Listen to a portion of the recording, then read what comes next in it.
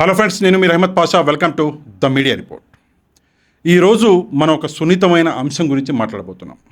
YS Vivekananda Reddy గారి హత్యకు సంబంధించి మనము ఒక సిరీస్ ఆఫ్ వీడియోస్ చేయబోతున్నాం. ఆ హత్యకి సంబంధించి చాలా విషయాలు చాలామంది మాట్లాడుతున్నారు.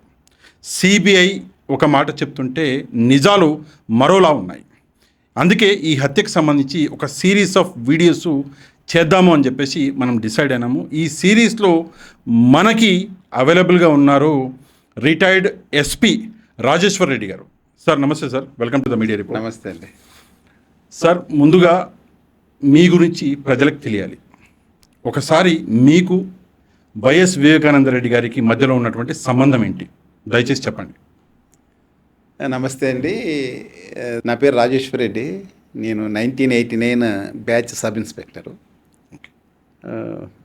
సబ్ ఇన్స్పెక్టరు, ఇన్స్పెక్టరు, డిఎస్పీగా కూడా ఎక్కువ భాగము రాయలసీమలోనే నేను చేశాను. ఓకే. తర్వాత 2014 నుంచి 19 వరకు మాత్రమే పోలీస్ ట్రైనింగ్ సెంటర్కి ఒక వైస్ ప్రిన్సిపాల్ కూడా ఉన్నా నేను. ఓకే. ఎక్కడ సార్ పోలీస్? పెదవేగి. పెదవేగి అంటే వెస్ట్ గోదావరి డిస్ట్రిక్ట్. ఓకే. నేను ఇన్వెస్టిగేషన్ స్కిల్స్లో 2000 మందికి నేను ట్రైన్ చేశాను. ఓకే. 2000 మందికి పోలీస్ పర్సనల్కి, అంటే రిపీట్ కాకుండా. తర్వాత డిఎస్పీగా చేశాను, కొవ్వూరులో, చిత్తూరులో చేశాను. తర్వాత విజిలెన్స్ ఎస్పీగా నెల్లూరులో చేసి అక్కడ రిటైర్ అయ్యాను. నాకు వివేకానంద రెడ్డికి, లేకపోతే నాకు వైఎస్ కుటుంబానికి ఎలా సంబంధం అంటే, నేను 2004 జనవరి 17న ఒక ప్రత్యేకమైన టాస్క్, అక్కడ ఏదో రిగ్గింగ్ ఆపమని నన్ను వేశారు అప్పుడు ఆఫీసర్స్. ఓకే. సరే పోయాము. ఆ 2004లో ఎలక్షన్స్ వెళ్ళి దాదాపు 2008 వరకు ఉన్నాం. అక్కడ నేను ఉన్నప్పుడే స్వర్గీయ డాక్టర్ వైఎస్ రాజశేఖర రెడ్డి గారు సీఎం కావడం, తర్వాత అక్కడ ఎలక్షన్ కన్నా ముందు మనం లా అండ్ ఆర్డర్ ఎలా మెయింటైన్ చేశాము, ఎలక్షన్ తర్వాత దాన్ని వదిలేస్తే ఆయన సీఎం కాబట్టి పులివెందుల్లో అల్లకల్లోలం ఉంటుంది, రోజు హాఫ్ పేజ్ న్యూస్ మనదే ఉంటుందని చెప్పి ఆయన నన్ను పంపలే. నేను 4.5 years ఉన్నా నేను అక్కడ పులివెందుల్లో. అప్పుడు ఆ సమయంలో వివేకానంద రెడ్డి గారు చూడండి, ఒక 6 నెలలు 7 నెలలు చేస్తే పర్వాలేదు, పైగా సీఎం తమ్ముడు, ఎంపీ, ప్రజల్లో చాలా మంచి పేరున్నోడు, ఒకరిని కూడా దుర్మార్గంగా ఒక మాట అనున్నాడు. ఆయన వీక్నెసెస్ ఏదో ఉంటాయి, అవన్నీ అది వేరే ఇష్యూ. చాలా బాగా ఉండేవాడు. అంటే నీకు ఒకటి చెప్తే ఆయన వ్యక్తిత్వం గురించి, ఎప్పుడు కూడా ఆయన చనిపోయేంత వరకు కూడా, నేను అక్కడ ఉద్యోగం చేస్తున్నప్పుడు కూడా ఆయన నుండి ఫోన్ వస్తేనే మనకు వస్తుంది కదా, ఎంపీ కడప అని వస్తుంది. అవును సార్, గుడ్ మార్నింగ్ సార్ నేను అని మాట్లాడేంత లోపలే, నమస్కారం సార్ నేను వివేకం మాట్లాడుతున్నాను అని అంటున్నాను. ఓకే. అంటే మనకి ఇంతవరకు నమస్కారం అని ముందు పెట్టే అవకాశం కూడాడు. అంత ఉత్తమోత్తముడు, నిగర్వి, చెప్పాలంటే చాలా ఉంటాయి ఆయన గురించి. ఓకే. అట్లా ఆయనంటే నాకు చాలా అభిమానము. లాస్ట్ వారిని నేను 2019 జనవరిలో అనుకుంటా, అపోలో హాస్పిటల్ ముందర ఆయన కారు కోసం వెయిట్ చేస్తున్నాడు, నేను కూడా కారు కోసం వెయిట్ చేస్తున్నా. మా మరదలకి న్యూరో ఆపరేషన్ అయితే నేను అక్కడ వచ్చాను. ఓకే. అంటే చనిపోవడానికి 4 నెలల ముందు కలిశారు? 2 నెలల ముందే. ఓకే. సూర్యనారాయణ రెడ్డి గారు అని కమ్యూనిస్టు లీడర్ ఉన్నాడు, సజ్జల దివాకర్ రెడ్డి గారి మామగారు. ఓకే. ఆయన చనిపోయిన మరుసటి రోజు అనుకో, కరెక్ట్ డేట్ మనకు ఆ డేట్ బట్టి తెలుస్తుంది. ఎందుకంటే ఆ రోజు సౌభాగ్యమ్మ గారు, ఆమెకు ఆస్తమా అనుకుంటా, హాస్పిటల్లో ఉంది. ఆయన చూసి వచ్చి బయట నిలబడ్డాడు మధ్యాహ్నం అప్పుడు. ఓకే. నేను సడన్గా చూసి, ఎందుకంటే నేను వెస్ట్ గోదావరి చాలా రోజులైంది కలవక, సార్ ఆయన పోయి మాట్లాడితే ఇంకా మాట్లాడుకుంటా సుమారుగా, ఎందుకు ఆ రోజు ట్రాఫిక్ ఇక్కడ జామ్ అయినట్టుంది, 10 నిమిషాల పైన ఆగిపోయింది. మేమిద్దరం మాట్లాడుకుంటూనే ఉన్నాం. నా కారు రాలేదు, ఆయన కారు రాలేదు. అప్పుడు చాలా విషయాలు మాట్లాడినాం, పర్సనల్ విషయాలు కూడా మాట్లాడినాం. అప్పుడు సిగరెట్ ముట్టించాడు మళ్ళీ. సార్, సిగరెట్ ఆఫ్ చేయొచ్చు కదా మీరు, 2 పెగ్గులు మందు తాగితే కన్నా ఇది ఎక్కువ నష్టం అంటే, సార్ అంత పోయిందని చెప్పారు సార్, మొన్ననే స్టంట్స్ చేశారు నాకు. ఇప్పుడు ఆపితే కూడా పెద్ద లాభం లేదని నవ్వుకుంటా నేను ఆ మాట అన్నాను కదా, సగం కూడా తాగలేదు పాపం. ఆపేసా. తర్వాత ఒక 2-3 నిమిషాలు మాట్లాడిన తర్వాత కారు వచ్చింది, వెళ్ళిపోయింది. తర్వాత ఆయన మళ్ళా వెస్ట్ గోదావరిలో ఎలక్షన్ కదా అది, మేమంతా ఎలక్షన్ డ్యూటీస్లో బిజీ అయిపోవడము. ఆ రోజు వెస్ట్ గోదావరి ఏలూరులో ఉన్నా. ఏలూరులో పోస్టింగ్. ఏలూరులో ఉన్నా. Okay okay. మా ఫ్రెండ్ ఒక రాజుగారి ఇంట్లో లేచి నిద్రపోయిన ఆ రోజు, ముందు రోజు రాత్రి 14th నైట్ మార్చి. లేచి బ్రష్ చేసి కాఫీ తాగేకి కాఫీ తాగేకి జస్ట్ కూర్చొని టీవీ ఆన్ చేశాను. ఓకే. చేస్తేనే స్క్రోలింగ్ పోతుంది. స్క్రోలింగ్ పోతుంటే వెంటనే మనకు తెలిసిన వాళ్ళకు ఎర్రగంగిరెడ్డి కూడా ఫోన్ చేశాను నేను. ఓకే. ఎందుకంటే ఆయనకే కదా తెలిసేది. అవును, ఫస్ట్ తెలిసేది ఆయనకే తెలవాలి. అవును సార్ ఇట్లా బాత్రూంలో పడి ఉన్నాడు, చనిపోయినాడు అని ఆయన చెప్పాడు. అది అట్లా జరిగింది. అది ఒక విషయం సార్, స్ట్రైట్ ఫార్వర్డ్గా కొన్ని ప్రశ్నలకి సమాధానం చెప్పాలి మీరు. ఈ కేసుని ఒకటి సార్, ఈ కేసులో ఏమైందంటే, నేను మీ ముందర ఎందుకు కూర్చోవాల్సి వచ్చిందంటే సార్, నేను 4.5 సంవత్సరం పనిచేశా. అక్కడ ఉన్న క్రిమినల్ సెక్రటరీలు మనుషులు ఎలా వాళ్ళు, మా సార్ అలవాట్లు ఎట్లాంటివి, అన్నీ దాదాపు నాకు ఎందుకంటే నేను 2008లో అటువంటి ట్రాన్స్ఫర్ అయినా కంటిన్యూగా నేను ఆ ఊరితో నేను టచ్లో ఉన్నా. ఓకే. ఫ్రెండ్స్ కానీ వీళ్ళు కానీ సార్ కానీ నేను రెగ్యులర్గా టచ్లో ఉన్నా. చాలామంది అక్కడున్న ప్రజలకి ఇంటి పేరుతో సహా నేను పిలవగలను. కొంతమంది గోత్రాలు కూడా తెలుసు నాకు. Okay okay. వీళ్ళ కుటుంబం శివప్రకాష్ రెడ్డి అయితేనే వీళ్ళు కూడా నాకు మంచి ఫ్రెండ్సే. Okay okay. ఎవరు కాదని అంత కూడా మంచి ఫ్రెండ్సే. నేను కంటిన్యూగా నేను వాళ్ళతో టచ్లో ఉన్నా నేను. Okay okay. అందుకు టచ్లో ఉన్నా. తర్వాత ఈ ఇన్వెస్టిగేషన్ సిబిఐలో కూడా క్లోజ్గానే ఫాలో అయినా నేను. ఎందుకంటే ఉత్సుకత, ఎవరు చంపారు ఏం కదా. మీరు ఫాలో అయ్యారు, కానీ విషయం ఏంటంటే దీన్ని ఎన్ని మలుపులు తిప్పారు అంటే, ప్రస్తుతము నేను కొన్ని స్ట్రైట్ ఫార్వర్డ్ క్వశ్చన్స్ వేస్తాను. ఎందుకంటే మనం ఒక సిరీస్గా ఈ వీడియో చేయబోతున్నాం కాబట్టి, ఒకే వీడియోలో అంతా కవర్ చేయలేం కాబట్టి. ఫస్ట్ ఆఫ్ ఆల్ నాకు ఒక విషయం చెప్పండి సార్, వైఎస్ వివేకానంద రెడ్డి గారి అంటే జనాలకు తెలియాలి కాబట్టి, ఆయన హత్యలో అక్యూజ్డ్ ఎవరైతే ఉన్నారో వాళ్ళెవరు? అంటే సిబిఐలో ప్రకారమా? సిబిఐ ప్రకారం చెప్పండి సరే. సిబిఐలో ప్రకారం Erra Gangi Reddy A1, okay, A2 Sunil Yadav, okay, A3 గజ్జల ఉమాశంకర్ రెడ్డి, A4 వచ్చేసి షేక్ దస్తగిరి. వీళ్ళు నలుగురు కూడా ఇంటి లోపలికి ప్రవేశించి చంపారనేది సిబిఐల కథనము. ఆయన వాచ్మెన్ రంగన్న వాంగ్మూలము. ఆయన 2.5 సంవత్సరం తర్వాత చెప్తాడు. ఓకే, అది విషయం. అప్పుడు ఒక 100 మంది పోలీస్ ఆఫీసర్లు రకరకాలుగా ఎంక్వైరీ చేస్తే చెప్పడు కానీ, సిబిఐ ఆఫీసర్ నీకు నో ప్రాబ్లం, నీకేం కాదులే, నేను చూసుకుంటా అంటే అప్పుడు తెప్పేస్తాడంట. అది సరే, అదో స్టోరీ. తర్వాత దస్తగిరి స్టేట్మెంట్ ప్రకారం వీళ్ళు నలుగురు పోయినారు. అది ఎర్రగంగిరెడ్డి ఇంట్లో ఉంటే వాకిలు తెరిస్తే మేము లోపలికి పోయినాము, ఏదో గొడవ పడి చంపాము, గుడ్లితో నరికి చంపారు అనేది. అంటే 8 మంది అక్యూజ్లు, నలుగురు అయినారు వాటికి. తర్వాత స్టోరీ కొంచెం అటు ఇటు తిప్పి దేవిరెడ్డి శివసింగ్ రెడ్డి అనే ఆయన్ని, ఆయన అవినాష్ రెడ్డితో పాటు ఎలక్షనీరింగ్ ఏజెంట్ ఆయనకి. ఓకే, ఆయనతో పాటు తిరుగుతుంటారు. జస్ట్ లైక్ అవినాష్ రెడ్డికి political PA, Vivekananda Reddy political PA వచ్చేసి ఎర్రగంగిరెడ్డి. వీళ్ళు ప్రోగ్రామ్ ఫిక్స్ చేసుకుంటారు. ఎర్రగంగిరెడ్డి, దేవిరెడ్డి శివసింగ్ రెడ్డి డైలీ మాట్లాడుకుంటారు. ఎందుకంటే ఎలక్షన్ ప్రచారం చేస్తున్నారు కదా. వైఎస్ వివేకానంద రెడ్డి గారిని వచ్చేసి జమలమడుగు ఇన్ఛార్జ్ పెట్టారు on behalf of YS Avinash Reddy గారు. ఎందుకంటే అక్కడ అప్పుడు సిట్టింగ్ మినిస్టర్ ఆదినారాయణ రెడ్డి గారు ఎంపీగా పోటీ చేస్తున్నారు. ఓకే, ఆ టైంలో. కాబట్టి అదే వాళ్ళకు, ఆయన మినిస్టర్ హోదాలో ఉన్నారు, అది ఒక ఛాలెంజ్. అది ఓకే, దాని గురించి మనం వద్దాం సార్, అక్యూజ్ల గురించి చేస్తాం. అది మాట్లాడు. నెక్స్ట్ ఆయన A5 దేవిరెడ్డి శివశంకర్ రెడ్డి.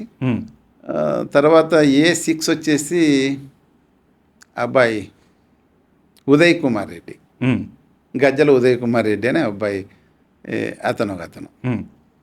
తర్వాత A7 అరెస్ట్ చేసింది. నెక్స్ట్ వైఎస్ భాస్కర్ రెడ్డిని A7 చేశారు. ఓకే, ఫైనల్గా A8 వైఎస్ అవినాష్ రెడ్డి అని ఏడు పెట్టి. ఛార్జ్ షీట్లో ఉంది. ఓకే.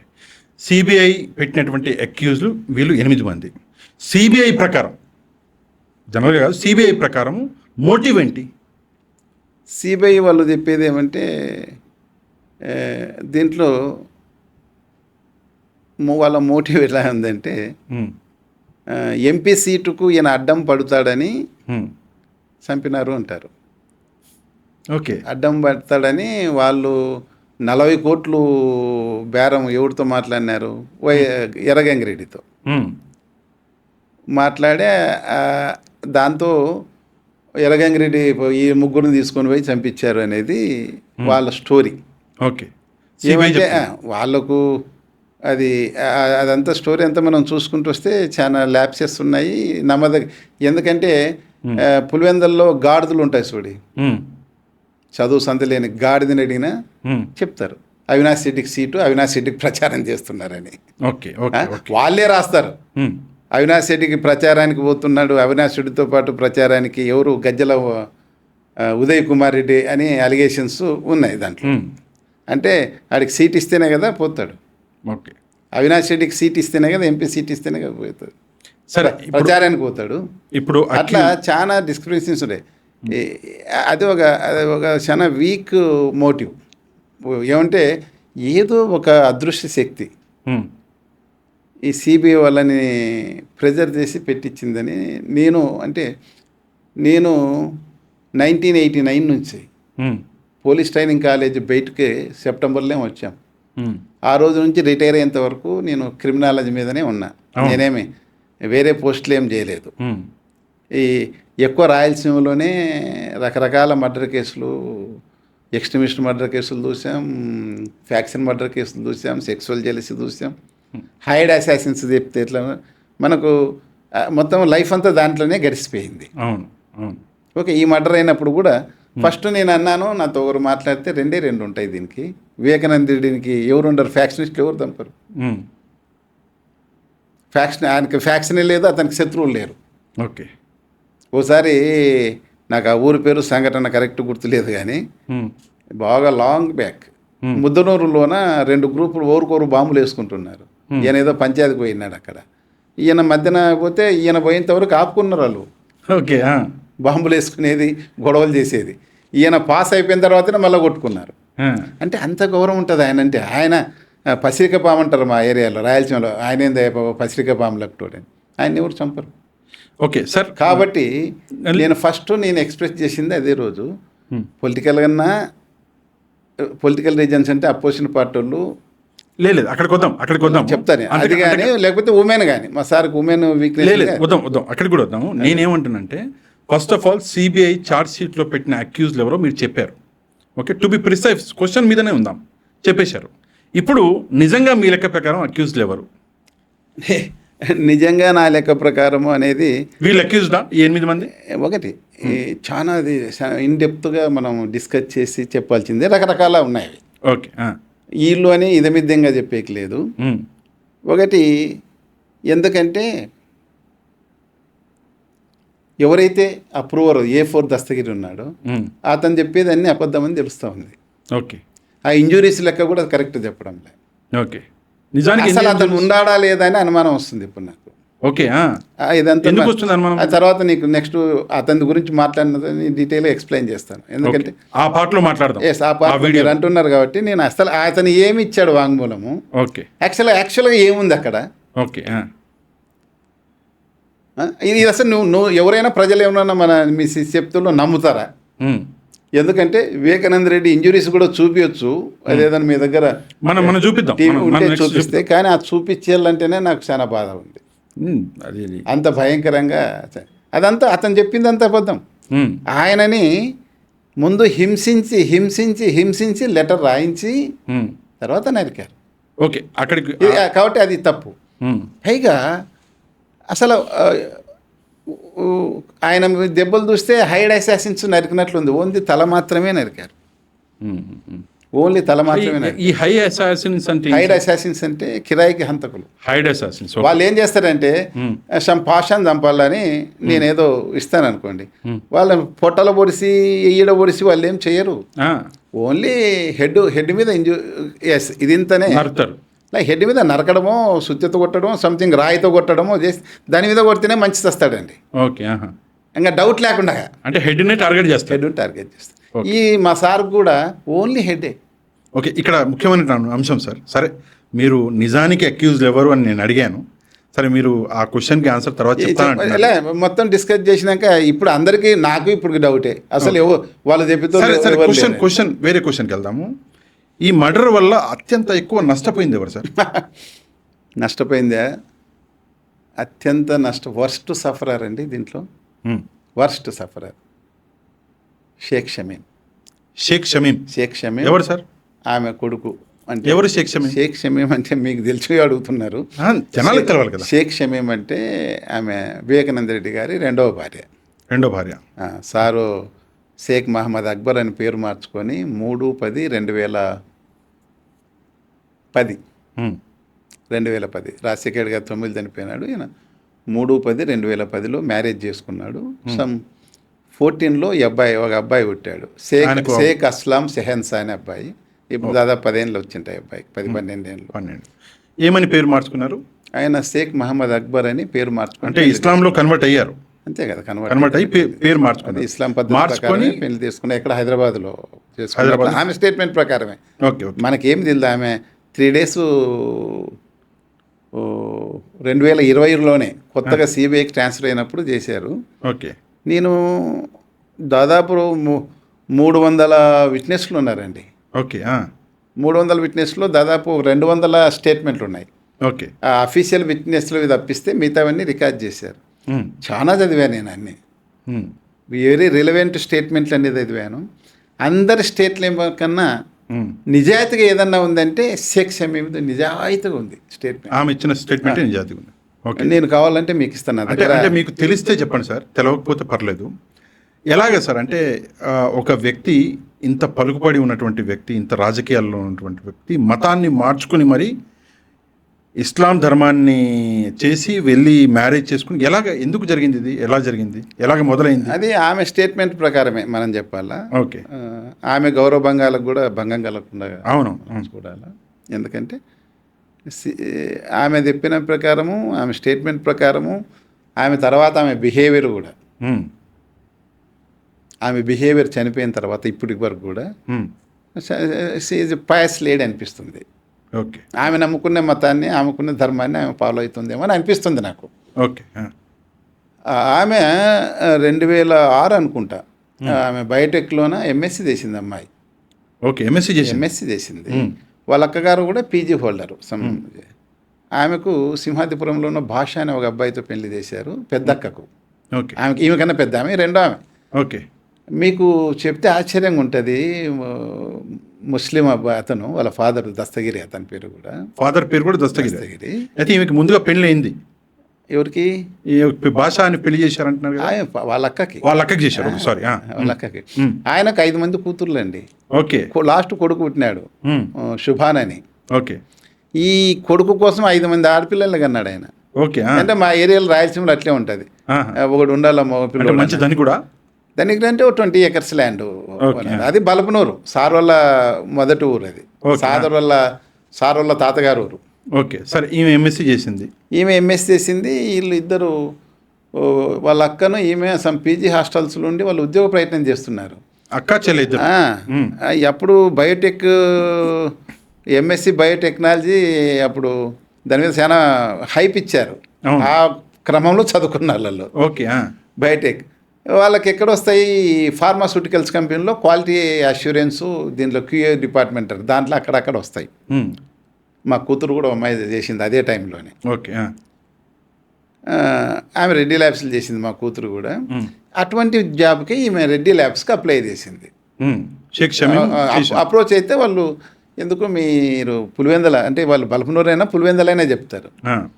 మీరు పులివెందల కదండి, మీరు అక్కడ సీఎం గారు ఉన్నారు కదా రాజశేఖర్ రెడ్డి, వాళ్ళ లెటర్ ఏదన్నా తీసుకొస్తే ఇక్కడ పని అవుతుందని ఎవరో చెప్పారు. 2006లో ఇది. 2000. ఉమ్, ఉమ్, చెప్తే ఈయన ప్రతి ఒక్కరికి అప్రోచ్ ఉండేది వివేకానంద రెడ్డి గారు. ఆ, ఎవరైనా పోవచ్చండి, ఓకే.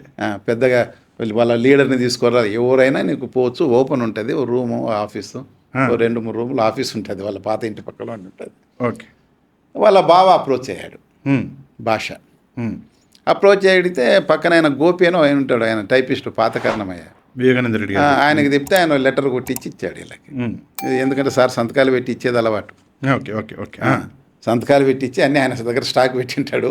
గోపి ఇయ్యమంటే వాళ్ళు కూడా అంత నమ్మకంగా ఉంటారండి. ఒక పేపర్ కూడా మిస్యూజ్ చేసేవాళ్ళు కదా. నేను ఆ టైంలో నేను అక్కడ ఇన్స్పెక్టర్ కూడా, అప్పుడు ఉన్నారు. సిఐ. ఓకే. ఒక పేపర్ కూడా మిస్యూజ్ చేసేవాళ్ళు కాదు. మేము కూడా ఎవరికైనా లెటర్ కావాలంటే సార్ హైదరాబాద్లోనే ఇక్కడ పని అయిపోతుండే, ఆ సార్ చెప్తే అయిపోతుండే. అట్లా లెటర్ తీసుకొని అప్లై చేయండి. అప్లై చేసినాక ఆ రిజల్ట్ వచ్చిన రోజు అంతే, అపాయింట్మెంట్ బోర్డు వేస్తారు కదా, ఆ రోజు పాపం వీళ్ళు ఉత్సాహంగా అట్టిపోతే రాలేదు వాళ్ళకి. ఆమె పేరు రాలేదు. ఈయన అపాయింట్మెంట్ ఈయన లెటర్ ఇచ్చినా రాలే. ఓకే. రాలే. అప్పుడు వాళ్ళ బావకు ఫోన్ చేస్తే మళ్ళీ ఆయన ఈ సార్కి ఫోన్ చేయడమో లేకపోతే గన్మ్యాన్కి ఫోన్ చేయడమో చేశాడు. చేస్తే ఎక్కడున్నారు ఇప్పుడు వాళ్ళు అంటే, రెడ్డి ల్యాబ్స్ ఆఫీస్ కాడ ఉన్నారు సార్ అంటే, వాళ్ళని అక్కడే ఉన్నామని నేను పోతున్నాను. సార్ అప్పుడు సీఎం ఆఫీస్కి కదా హైదరాబాద్లో సార్ కూడా ఇక్కడే ఉన్నాడు. ఒక గన్మెన్ వేసుకొని ఆయన వెహికల్ వేసుకొని వెళ్ళాడు. రెడ్డి ల్యాబ్స్కి వెళ్ళారు.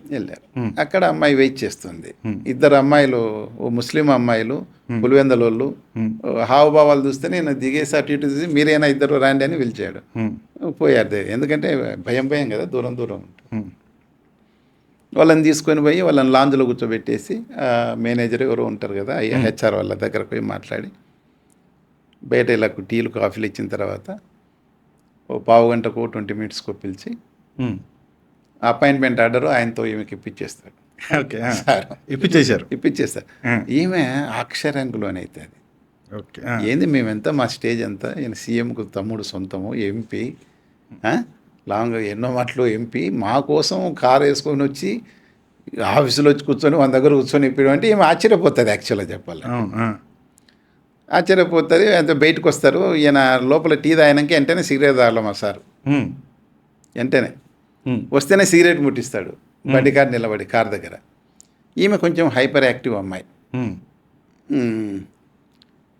నవ్వుకుంటా, సార్ మీరు పబ్లిక్ రిప్రజెంటేటివ్ కదా, పబ్లిక్లో సిగరెట్ తాగొచ్చు అని ఆయన నవ్వుకుంటా అంటుంది.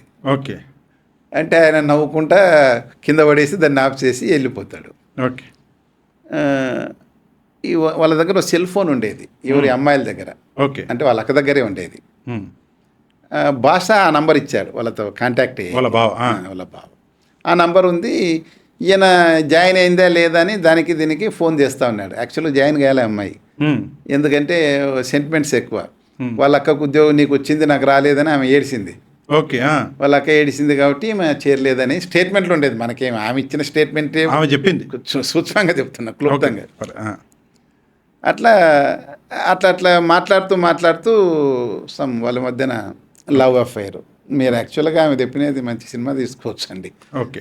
అంటే నిజమైన లవ్ అంటే ఎట్లుంటుంది అంటే ఎవరు నమ్మరు కదా. అప్పటికి ఆయనకి 50 పైన ఉంటాయి, ఈ అమ్మాయికి ఎంత 28, 26 ఇట్లా. ఈ మధ్యన ఎట్లా ప్రేమ చిగురిస్తుంది అంటే ఆమె చెప్తుంది దాంట్లో. అంత ఇప్పుడు మ్యారేజ్ అయితే 2010లో అయింది. తర్వాత ఆయన 6 years 2006 నుంచి పరిచయం అయ్యి 2010 దాదాపు 4-5 ఏళ్ళు. అదే నేను ఆ మ్యారేజ్ ఏదైతే అయిందో, మరి ఆ మ్యారేజ్ రాజశేఖర్ చనిపోయిన తర్వాత చేసుకున్నాడు. కుటుంబానికి తెలుసా? ఆ కుటుంబానికి తెలియదు మ్యారేజ్ చేసుకున్నప్పుడు, ఈయన కుటుంబానికి తెలియదు. దాని మీద ఆమె స్టేట్మెంట్ ప్రకారం ఆమె ప్రొటెస్ట్ చేసింది. ఆమె ప్రొటెస్ట్ చేస్తే ఆయన, మా మిస్సెస్ ఆస్తమా, మాకు వైవాహిక జీవితం లేదు, ఓకే, అది ఏదో చెప్పుకుంటూ వచ్చి ఈమెను కన్విన్స్ చేశాడు. అయ్యా నన్ను పెళ్లి చేసుకుంటే ఆమెకు అన్యాయం చేస్తాను కదా, అది పద్ధతి కాదని ఆమె చాలా ప్రొటెస్ట్ చేసింది. దానికి ఈయన కన్విన్స్ చేశాడు. ఓకే. కన్విన్స్ చేసినాక ఆమె కూడా వాళ్ళ తల్లిదండ్రుల్ని అంత ఫ్యామిలీ మెంబర్స్ అంతా కన్విన్స్ చేసింది సీక్రెట్గానే. ఈయన వాళ్ళు వెంకటాద్రిలో రప్పించేసి ఇక్కడ 2 సర్వీస్ క్వార్టర్స్ తీసుకొని 3/10/2010లో మ్యారేజ్ చేస్తాడు. మ్యారేజ్ కూడా వాళ్ళ బావ పర్ఫార్మ్ చేస్తుంది. ఆ రోజు వివేకానంద రెడ్డి గారు రిజిస్టర్ మ్యారేజ్ చేసుకున్నాము, అదే కాజే ముస్లిం రిజిస్టర్డ్ ఉంటారు కదా, వాళ్ళు పర్ఫామ్ చేస్తారు, వాళ్ళని పిలిపించి పెళ్లి చేసుకున్నామంటే అప్పుడు జగన్మోహన్ రెడ్డి బాగా క్రైసిస్లో ఉంటాడు, కాంగ్రెస్ పార్టీతో గొడవ చేసుకుంటా. ఈ అమ్మాయికి జగన్మోహన్ రెడ్డి అన్న వాళ్ళ కుటుంబం అన్న సత్యంత అభిమానం. ఈమె అబ్జెక్షన్ చెప్తుంది. ఇప్పుడు కానీ ఇది కాజీతో తెస్తే ఇది బయటకు వస్తే ఆయనకి ప్రాబ్లం అవుతుంది కదా, ఇప్పుడున్న ప్రాబ్లంకి ఇదోటి హెడేక్ అవుతుంది. మా బాబా జానికంటే వాళ్ళ బావగారికి తెలుసు ఆయనకి ఈ వ్యవహారం అంతా, ఆయన పర్ఫామ్ చేస్తుంటే ఆయన పర్ఫామ్ చేస్తారు. అప్పుడు ఆయన షేక్ మహమ్మద్ అక్బర్ అని పేరు మార్చుకొని పెళ్లి చేసుకుంటాడు ఆమె స్టేట్మెంట్ ప్రకారమే. ఓకే. ఆ బాబు ఎప్పుడు పుట్టారండి? బాబు 2014లో ఆగస్టులో ఏం పుట్టినట్లున్నాడు. డేట్లు కరెక్ట్ తెలుదు, ఆమె స్టేట్మెంట్ చూస్తే తెలుస్తుంది. ఓకే, ఆ బాబు పుట్టాడు. ఇప్పుడు సరే, ఈ పెళ్లి గురించి మనం మాట్లాడుకున్నాము. చాలా ముఖ్యమైనటువంటి అంశం మిమ్మల్ని అడగాలి. అత్యంత ఎక్కువగా నష్టపోయింది ఎవరు అంటే షేక్ షమీం అన్నారు మీరు. ఆమె కొడుకు. ఎందుకు? ఆమె కొడుకు కూడా. ఎందుకు? వాళ్ళిద్దరు వాళ్ళకు చూడు, ఇప్పుడు ఆయన బతుకుంటే వాళ్ళ లైఫ్ చాలా బాగుండేదండి. ఆయన బతుకున్నప్పుడు ఆమె స్టేట్మెంట్ ప్రకారమే వాళ్ళ ఆస్తులన్నీ ఎవరు వివేకానంద రెడ్డి గారి ఆస్తులు అన్నీ కూడా ప్రైవేట్ లిమిటెడ్స్, అగ్రికల్చర్ కూడా, అగ్రికల్చర్ భూములన్నీ కూడా ప్రైవేట్ లిమిటెడ్ కంపెనీస్ పేరు మీద ఉన్నాయి. దాంట్లో వీరు ఒక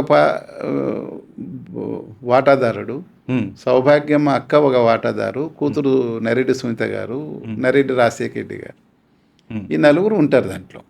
అంటే ఈయనకు 25% షేర్ ఉంది ఈయనకి బిజినెస్ల్లో. కానీ కొన్ని బిజినెస్ల్లో వచ్చేసి ఈయన సౌభాగ్యమ్మ లేదు, ఈయన శివప్రకాష్ రెడ్డి కూడా ఉండే, దాంట్లో నలుగురు పార్ట్నర్స్తో అది ఉంది, అవి ఉన్నాయి. ఆయన ఆమెకు చేసిన ప్రామిస్ ఏమంటే షమీంకు నాకు 25th షేర్, అదే 1/4 షేర్ నాకు ఉంది, ఇదంతా కూడా మన వానికి షేక్ అస్లాం శంషీర్ ఏదో అబ్బాయి పేరు, ఆయనకు బదలాయిస్తానని చెప్పాడు ఆమె స్టేట్మెంట్ ప్రకారము. అంతకన్నా ముందు ఆయన ఒక వెరైటీస్ 4 acresది ఏదో పంచాయతీ వస్తే తీసేసుకొని ఈమె పేరు మీద చేయించాలనుకుంటాడు. ఓకే. అంత లోపల ఆమె స్టేట్మెంట్ ప్రకారము పెద్ద బావ మరిది శివప్రకాష్ రెడ్డి నోటీస్కి వచ్చేసి అది ఆయన పేరు మీద రిజిస్టర్ చేసుకొని తర్వాత సౌభాగ్యం అక్కకు వాళ్ళ అక్కగారికి ట్రాన్స్ఫర్ చేశాడు అనేది ఆమె చెప్పే స్టేట్మెంట్. చెప్పేది. దాని తర్వాత ఆమెకు ఏమి ఎందుకంటే ఫైనాన్స్ అది మొత్తం 4 సంతకాలు పెడితే కానీ రాదు, 4 పేరు మీద ఉంది కాబట్టి ఆయన ఏ ప్రాపర్టీ కూడా ఆయనకు మార్చలేడు, ఒక విల్నామా రాయడం తప్పిస్తే ఆమె పేరు మీద. కాబట్టి ఆయన ఏం చేశాడంటే ఈ 2015లో ఓడిపోయిన తర్వాత బెంగళూరులోన ఒక సైట్ డిస్ప్యూట్ ఒకటి ఉంది. ఓకే.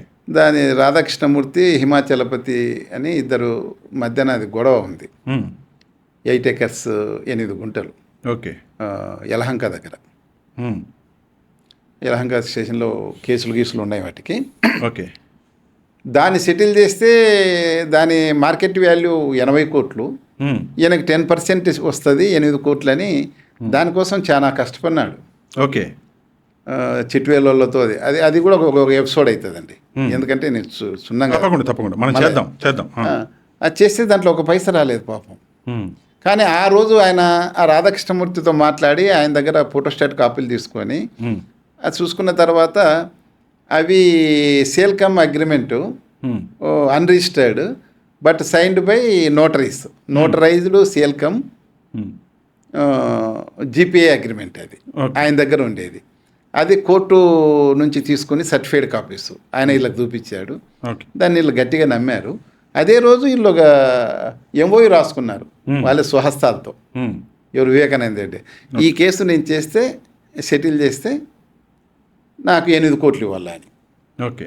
వాళ్ళు ఈయన రాధాకృష్ణమూర్తి సంతకం పెట్టాడు, ఆయన ఇప్పుడు లేడు, ఆయన చనిపోయాడు కరోనాలో. ఈయన సంతకం పెట్టాడు, సాక్షులుగా చిట్వేలు అంత ఎర్రగంగిరెడ్డి అదంత సంతకం పెట్టాడు. ఆ రోజు నైటే ఆయన ప్రకాష్ నగర్లో ఇండ్లు ఇల్లది కడపలో ఈమెకు వచ్చేసి ఆ రోజు మరుసటి రోజు పోయి ఇంకా మనకు దళిద్రం తెగింది, ఇట్లా నేను బెంగళూరులో మనకు 8 crores వస్తాయి, అది చేస్తే 8 crores వస్తే ఉమ్మారెడ్డి వెంకటేశ్వర్లు మా పార్టీ మనిషి, వాళ్ళకు ఢిల్లీ పబ్లిక్ స్కూల్ ఉందిగా ఉమ్, ఈ గచ్చిబౌలి కాజాగూడలో ఉంటుంది. నీకు మన అబ్బాయికి అక్కడ సీట్ ఇప్పిస్తాను, ఉమ్, నీకు ఆ సమీపంలోనే ఒక డూప్లెక్స్ అంటే విల్లా హౌస్ కొనిస్తాను ఒకటి. ఉమ్, తర్వాత ఈ భవిష్యత్తుకు కావాల్సినంత డబ్బు, చదువుకి ఉమ్, ఎడ్యుకేషన్కి కావాల్సిన డబ్బు డిపాజిట్లు చేస్తాము. ఓకే. ఇంకా మిగిలితే ఆ మిగిలినటివి నీకు ల్యాండెడ్ ప్రాపర్టీ కొనేస్తాను ఈ ఏరియాలో మొత్తము. ఓకే. ఎక్కడ మన బల్పనూరు, పులివెందల, అంటే వీళ్ళిద్దరికి ఎంతో కొంత చేయాలని ఉండే ఆయనకి. చేయాలని చాలా గాఢంగా ఉన్నాడు. ఉమ్, అయితే అది 2018 ఆఖరికంతా అయిపోయింది. అది ఒక పైసా రాదని తెలిసిపోయింది వాళ్ళకి. ఓకే. ఆహా. ఉమ్, ఒక పైసా కూడా దాంట్లో రాదు అని ఉమ్, పంచాయతీలైనాయి. అది ఒక పెద్ద ఎపిసోడ్లే అండి. ఓకే. దాని గురించి ఒక 10-12 మందిని సిబిఐలో ఎంక్వైరీ చేశారు. ఉమ్, ఏది ఈ రంగన్న స్టేట్మెంట్ కన్నా ముందే. ఓకే. అంటే అప్పుడు సుధా సింగ్ ఉమ్, ఎస్పీ ఇన్ఛార్జ్ ఉన్నారు. అప్పుడు దీపక్ గౌర్ అని డిఎస్పి గారు సిబిఐ అన్నాడు. ఉమ్, ఆయన ఇదంతా ప్రతి రాయిని తిప్పి చూశాడు ఆయన, ఓకే. దీపక్ గౌర్ గారు. ఉమ్, అంటే ఒక ప్రీ ఆక్యుపైడ్ మైండ్ లేదు, పలానోళ్ళే ముద్దాయిలని ఉమ్, ఆ టీంకి. ప్రతిదీ మోటివ్ కోసం అన్ని చూశారు. వాళ్ళ ఇన్వెస్టిగేషన్ ప్రకారం ఒక పైసా రాలేదు. సరే, ఇప్పుడు ఇంకో ముఖ్యమైనటువంటి ప్రశ్న సార్. సరే, బాధితులు ఎవరు, ఎవరికి నష్టం జరిగింది అనేది మీరు క్లియర్గా చెప్పారు. అంటే ఈయన చనిపోవడం వల్ల అంటే వాళ్ళ ఫ్యామిలీ మెంబర్స్ కూడా లాస్ ఉంటుంది. నేను కారణం మనిషి లేకపోవడం అది కాదు. ఫైనాన్షియల్గా దే ఆర్ వెల్ ఆఫ్. తర్వాత సునీత గారికి మొత్తం ఆయన అదే ప్రాపర్టీ అడుగుతున్నాను. మార్చుకున్నాడు. ఈయన చనిపోవడం వల్ల అత్యంత ఎక్కువగా లాభం ఎవరికి జరిగింది? అది ఫైనాన్షియల్గా నేను మనిషిగా ఒకటి అంటారు. ఇప్పుడు ఎవరైనా మా ఫాదర్ చనిపోతే నాకు వచ్చే భాగం నాకు వస్తుంది కదండి. అట్లనే ఆమెకు ఎవరు సునీత గారికి మొత్తం ఆయన ప్రాపర్టీ అంతా సునీత పేరు మీదనే ట్రాన్స్ఫర్ అయింది, సౌభాగ్యమ్మ పేరు మీద కాదు. ఓకే. ఏమన్నా ఆమె మీద ఏమన్నా కొంత అయిందేమో కానీ మొత్తం ఆయనకున్న ల్యాండెడ్ ప్రాపర్టీ. ఎందుకంటే షేర్లు అవన్నీ అఫీషియల్గా వాళ్ళే, ఒకరు ఇంట్లో వాళ్ళు చనిపోతే లీగల్ హెయిర్ తీసుకుంటారు, షేర్ అంతా ఆయన పోతే ముగ్గురు ఉంటుంది. ఈ ల్యాండెడ్ ప్రాపర్టీ అన్నీ కూడా మ్యూటేషన్ చేయించుకొని మొత్తం సునీత పేరు మీద అయినారు. మరి సౌభాగ్యమ్మకు ఏమన్నా కొంచెం చేశారేమో లేదు తెలియదు నాకు. ఓకే. మొత్తం అంటే మీరు అంటారు, మీలాంటి వాళ్ళు వాదించే వాళ్ళు ఈమెనే కదా లావు పడింది చనిపోయినందుకు అని అంటారు. ఇంకా కొంతమంది ఏమంటున్నారంటే ఎస్, ఈమెకి ఇదే కాకుండా షమీంకి రెండో భార్యకు కొడుకు పోవాల్సిన ఆస్తి పోకుండా నిలబడింది కదా అని అంటారు. అది ఉన్నాయి ఆరోపణలు అయితే ఉన్నాయి అవి. మరి న్యాచురల్గా లీగల్ హెయిర్ అయితే ఆమె ఇప్పుడు చట్టం ప్రకారము ఎవరు సునీత. కానీ చట్ట ప్రకారము సుప్రీంకోర్టు జడ్జిమెంట్లు చాలా ప్రకారం లెగిటిమేట్ చైల్డ్ అయినా ఇల్లిగిటిమేట్ చైల్డ్ అయినా చైల్డ్ ఆయన కొడుకు కదా, ఎవరు షేక్ అస్లాం సెహెన్సా, ఆ అబ్బాయికి కూడా షేర్ వస్తుంది కదా. ఓకే. అది ఆమె పోరాడాల. ఓకే. షమీం గారు బయటికి రావాలి. షమీం గారు ఆమె మరి అంటే నాకు అన్అఫీషియల్ ఇన్ఫర్మేషన్, ఓకే, సిబిఐల ద్వారా బాగా బెదిరించారని, తనను తన కొడుకును బతకనిస్తే సాలీలని ఆమె ఎక్కడో రహస్యంగా జీవిస్తుంది అనేది ఒకటి. ఆమె ముందుకు వస్తే ఆమె ఏముంది, డిఎన్ఏ టెస్టులు ఉంటాయి, అన్నీ ఉంటాయి. Okay. Okay, right sir, thank you very much. మీరు చాలా సమయాన్ని కేటాయించారు. నెక్స్ట్ వచ్చేసి 1 by 1 ఒక్కొక్క టాపిక్ మీద మనం వీడియోస్ చేద్దాం సార్. ఎందుకంటే ఇది చాలా పెద్ద టాపిక్, ప్రజలకి ముందు విషయం అర్థం అవ్వాలి, నెక్స్ట్ నిజాలు అర్థం అవ్వాలి. అందుకే కొంత సమయం మళ్ళీ మీరు ఇవ్వాలి. చూడాలండి ఇది సార్. ఫర్దర్ ఇన్వెస్టిగేషన్ ఒకటి పెండింగ్ ఉంది, కోర్టులో పెండింగ్ ఉంది, లీగల్ కూడా చూడాలి. రైట్. చూసి అన్ని ప్రాస్పెక్టివ్లో మాట్లాడి మనం డెఫినెట్గా చేస్తాం. ఏముంది, నిజం మాట్లాడే మనం అంటే ఒకటి మనం ఏది మాట్లాడినా కానీ సిబిఐ వాళ్ళ ఛార్జ్ షీట్లు ఉన్నాయి కదా, అవును, వాళ్ళ ఇన్వెస్టిగేషను, వాళ్ళు సంపాదించిన ఎవిడెన్స్ అన్నీ ముద్దాయిలకు ఇచ్చారు. ముద్దాయిల నుంచి నేను ఒక కాపీ తీసుకున్నాను, including digital evidence. Okay. Okay. Okay. Even వీడియోలు అండ్ ఫొటోస్ కూడా ఉన్నాయి, అన్నీ కూడా మన ప్రేక్షకులకు చూపిద్దాము. అంటే చూపించాల్సినట్టు చూపిస్తాము. రెండోది ఏమంటే ఒక వివేకానంద రెడ్డి ఇంజురీస్ చూపాలంటేనే నాకు చాలా బాధగా ఉంది, చాలా దారుణంగా లేదు ఉంది. బ్లర్ చేసి చూపిద్దాం, ఎంత అవసరమో అంతే చూపిద్దాం, అంటే అంత చూపించలేము కానీ ఎందుకంటే అవి చూపకుండా మనం ఎక్స్ప్లెయిన్ చేయలేము, చూపియాలంటే బాధ ఉంది. అవును అవును. అది చూద్దాం, ఆలోచన చేస్తాం. Right sir, thank you sir, thank you. Right, నమస్తే.